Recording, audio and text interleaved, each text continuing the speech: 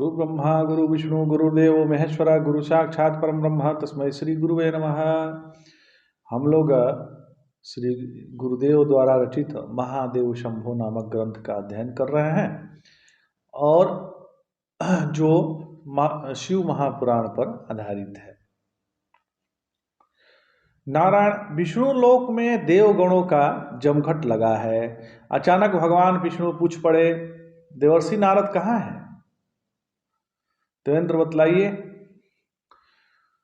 तो देवेंद्र ने कहा कि वह तो कुछ देर पूर्व ही मुझे आपका आदेश सुना मेरे पास से चले आए थे। वे ठहरे ब्रह्मांड विख्यात यायावर कब कहाँ है यह कौन जान सकता है। अब कहीं विनोद में लग गए होंगे, आपका आदेश होगा तो आ ही जाएंगे। विष्णु भगवान ने कहा कि मैं उनसे अनुरोध किया था, आते ही होंगे। मैंने उनसे कहा था कि आपको भी हम लोग के साथ शिव जी के पास चलना है, तब तक हम लोग आप वापस में बात कर लें। यह तो सबको पता है कि हमारे शत्रु तारकासुर का वध शिव पुत्र के हाथों होना है। यही पितामह का उसे वरदान है। शिव विवाह करने को प्रस्तुत नहीं है। उन्होंने पितामह के अनुरोध को भी ठुकरा दिया है। उनका कहना है कि एक विवाह कर देख लिया, अब दूसरा करने वाला मैं नहीं हूँ। पितामह के निराश लौटने पर मुझे अकेले महेश्वर के पास जाकर प्रस्ताव देने का साहस नहीं हो रहा है। अतः मैंने निश्चित किया है कि सभी देवता साथ चलकर भगवान सदाशिव से प्रार्थना करें कि वे हिमालय पुत्री जो उनको पति के रूप में प्राप्त करने के लिए वर्षों से तपस्यारत है, उनसे विवाह कर लें।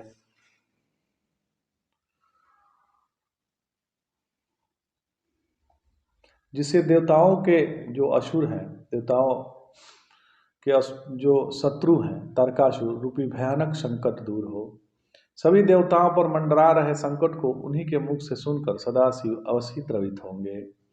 वह तो इस डर से कहीं कि पितामह के पश्चात फिर कोई न कोई उनके पुनर्विवाह का प्रस्ताव लेकर उपस्थित होगा, इसलिए हिमालय की ऐसी गुफा में समाधिस्थ हो गए हैं कि उनका पता ही नहीं चल रहा था। यह तो देवर्षि नारद के प्रयास से उनको हम लोगों ने ढूंढ निकाला।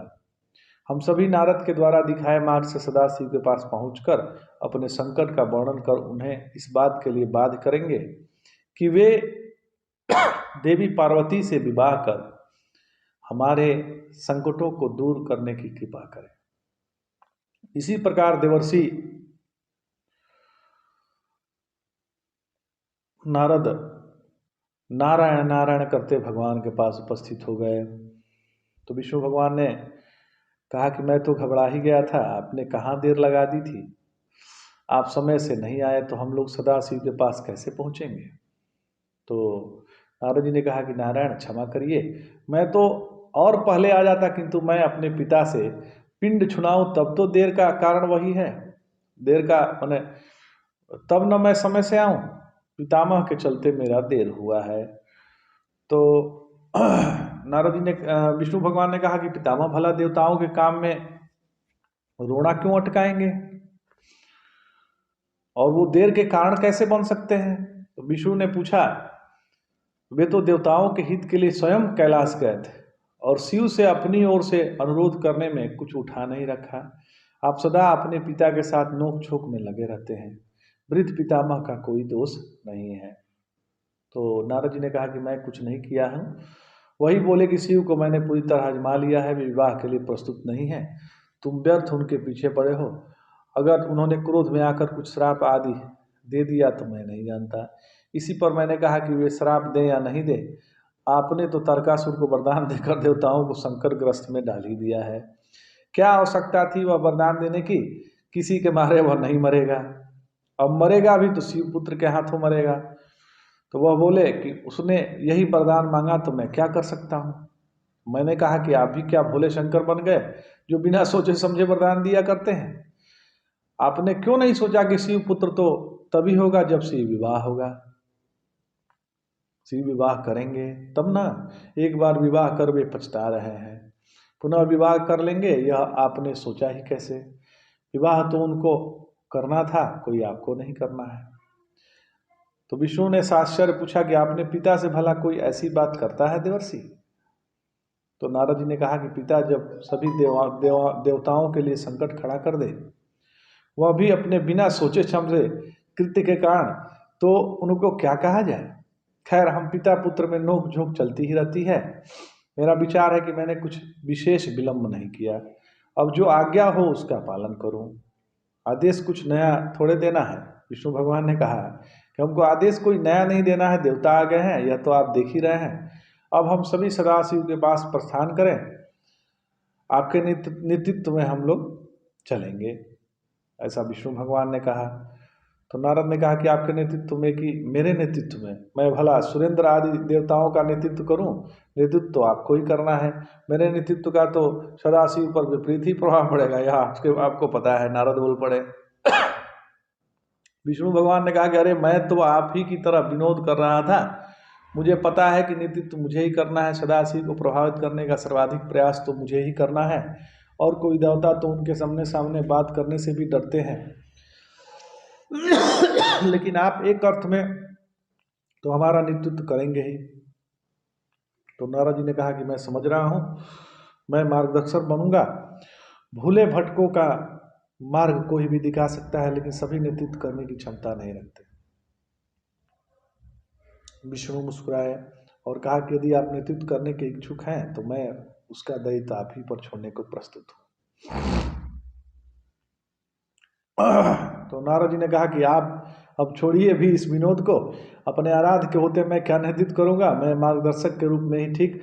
मेरा अनुरोध है कि आप सभी शीघ्र हिमालय की ओर मेरे साथ प्रस्थान करिए, अन्यथा सदाशिव कहीं अन्यंत्र तिरोहित हो गए तो हम सभी खाली हाथ चलते ही रह जाएंगे। तो विष्णु भगवान ने कहा कि आप ठीक कह रहे हैं देवर्षि, हमें अब आपके मार्गदर्शन पर प्रस्थान करना चाहिए।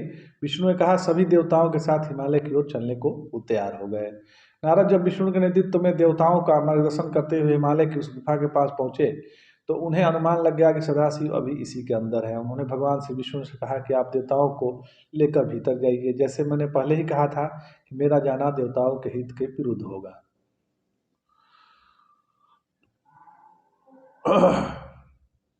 तो विष्णु भगवान ने कहा कि ठीक है, हम सभी अंदर जाते हैं, आप यहीं पर हमारी प्रतीक्षा करिए। हो सकता है कि सब कुछ ठीक हो गया हो तो आपको भी अंदर बुलाकर सदाशिव से क्षमादान करा देंगे।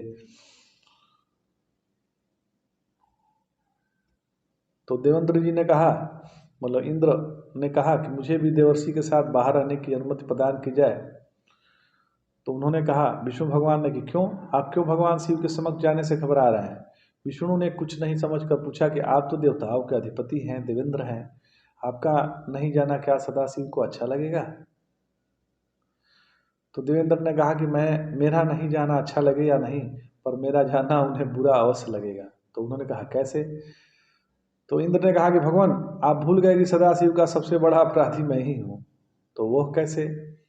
तो कामदेव का शिव का ध्यान भंग करने के लिए आदेश तो मैंने ही दिया, और सदाशिव ने क्रोध में आकर कामदेव को भस्म कर दिया था। उसी के पश्चात वह कैलाश हटकर इस अगम्य गुफा में आ पहुंचे। क्या आप नहीं समझते कि मेरे उनके सामने पड़ने से क्या कुछ हो सकता है? देवर्षि से अधिक तो मेरा उनके समक्ष जाना भयंकर है। अपना तीसरा नेत्र यदि खोल दिया तो आपका तो कुछ नहीं बिगड़ेगा, शेष हम देवताओं की क्या स्थिति होगी या आप स्वयं समझ सकते हैं। तो विष्णु भगवान बोले कि आप उचित कह रहे हैं, किंतु आपको यहाँ तक आने की आवश्यकता नहीं थी। यहाँ तक मैं आपके आदेश से पूर्ति हेतु इन देवताओं को लेकर पहुँचा हूँ। भगवान, आपके आदेश का उल्लंघन करना यह भी मैं नहीं सोच सकता था, किंतु अब मेरे लिए, जैसा कि आप भी सहमत हैं, शिव के समक्ष जाना उचित नहीं है। तो विष्णु ने कहा कि अब आप दोनों बाहर ही रहिए, हम ही लोग अंदर जाते हैं। ठीक है, शिव की मुद्रा को जितना शांत रख सके उतना ही हमारे हित में होगा। नारद ने सूचित किया कि आप सभी बारी बारी से भीतर घुसिए, गुफा का मार्ग बहुत सकरा है, यह मैंने पहले ही बता दिया है। विष्णु भगवान ने कहा कि ऐसा ही होगा, मैं आगे चलता हूँ, देवता बारी बारी से मेरे पीछे आए। विष्णु ने कहा और गुफा के अंदर प्रवेश कर गए। सभी देवगण एक दूसरे के पीछे विष्णु के साथ लग गए। विष्णु को नारद द्वारा पहले कही हुई बात याद थी। कई सकरे मोड़ों से मुड़ते होता एक ऐसी जगह पहुंचे जहां दिव्य प्रकाश की किरणें बिखर रही थी। शिव के मस्तक पर विराजमान अर्धचंद्र की किरणें विष्णु भगवान ने देखा, अर्थात वे अंतः शिव तक पहुंच गए। उन्होंने थोड़ा आगे बढ़कर देखा कि शिव पूर्णतया समाधि में लीन है। उनके आगे एक बड़ा भारी हिमखंड जमा था। बड़ा मनोरम दर्शन था भगवान शिव का। वहाँ चारों ओर पर्याप्त स्थान था। विष्णु से सोचा कि शिव की समाधि भंग करना आसान नहीं है, वे लाख प्रयास कर ले ऐसा कर नहीं सकते। जब उनकी वहाँ उपस्थिति इतनी संख्या में देवताओं के गुफा के अंदर प्रवेश कर जाने के पश्चात भी उनके ध्यान पर कोई प्रभाव नहीं पड़ा, तो वह टूटने से रहा। ध्यान तो टूटने से रहा। तो भगवान विष्णु चिंता में पड़ गए कि शिव समाधि भंग हो तो कैसे हो। उनके शरीर को तो कोई स्पर्श कर ही नहीं सकता था, वहाँ शोर भी नहीं किया जा सकता था, शिव के समान का प्रश्न था। ऐसी स्थिति में उनकी समाधि भंग हो तो कैसे हो।